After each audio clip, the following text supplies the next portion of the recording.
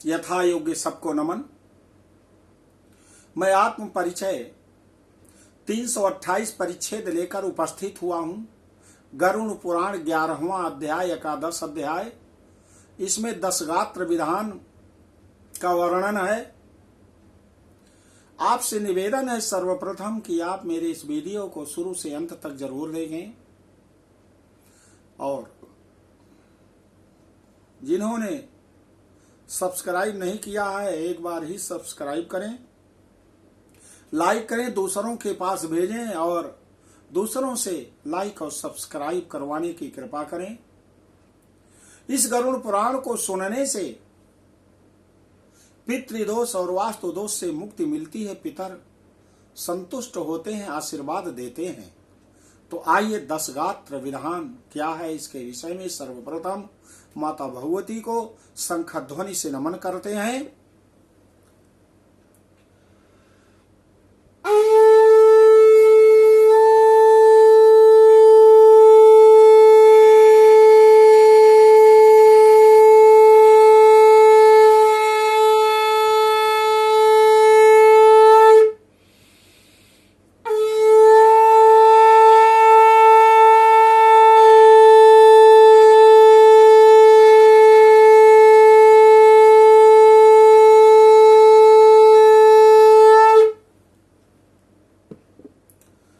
गरुणोवाच 10 गात्र विधिम ब्रूहि कृते किम सुकृतम भवेत पुत्रा भावे तू का कुर्यादिति में वद केशव।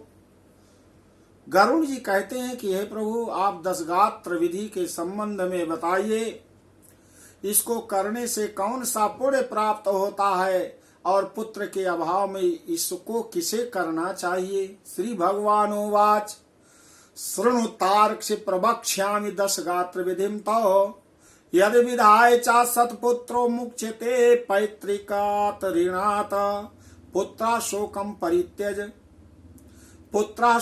परित्यज्य धृतिम आस्थाय सात्विकीम पितु पिंडादिकम कुर्याद अश्रुपातम न कारेत।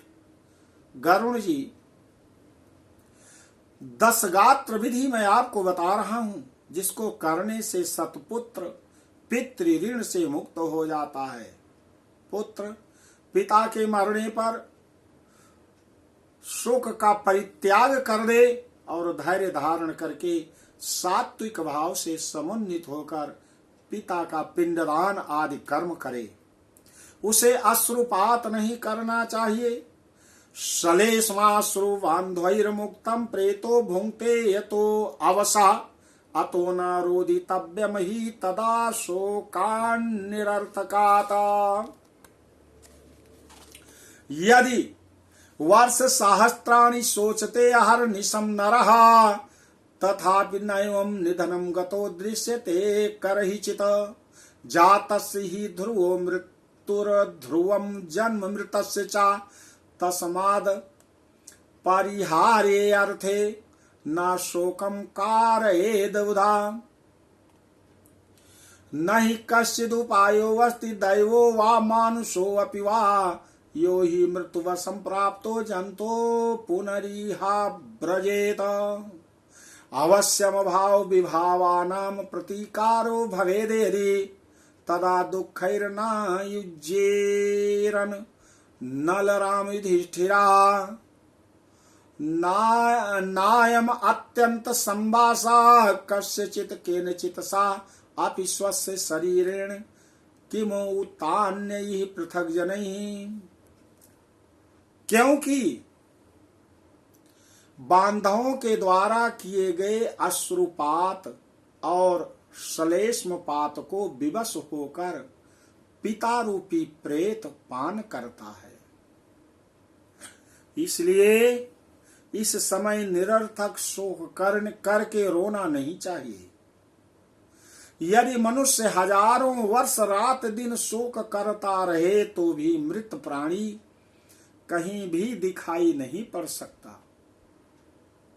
जिसकी उत्पत्ति हुई है उसकी मृत्यु सुनिश्चित है, और जिसकी मृत्यु हुई है उसका जन्म भी सुनिश्चित है। इसलिए बुद्धिमान को इस अवश्यम भावी जन्म मृत्यु के विषय में शोक नहीं करना चाहिए। ऐसा कोई दैवी अथवा मानवीय उपाय नहीं है जिसके द्वारा मृत्यु को प्राप्त हुआ व्यक्ति पुनः वहां वापस आ सके। अवश्यम भावी भावों का प्रतिकार यदि संभव हो अथवा संभव होता तो नल, राम और युधिष्ठिर महाराज आदि दुख को न प्राप्त करते। इस जगत में सदा के लिए किसी भी व्यक्ति के साथ रहना संभव नहीं है। जब अपने शरीर के साथ ही जीवात्मा का सार्वकालिक संबंध संभव नहीं है तो फिर अन्य जनों के आत्यांतिक सहवास की तो बात ही क्या। यथा ही पथिका काश्चिच्छायाम आश्रिते विश्रमेत विश्रम्य चा पुनर्गच्छेत तद्वद भूत समागमः यत प्रातः संस्कृतं भोज्यं सायं तच्च विनश्यति तदन्न रस संपुष्टे काये का नाम नित्यता भयसज्जम एतद दुःखस्य विचारं परिचिन्त्य च अज्ञान प्रभवं शोकं त्यक्त्वा कुर्यात् क्रियां सुतः।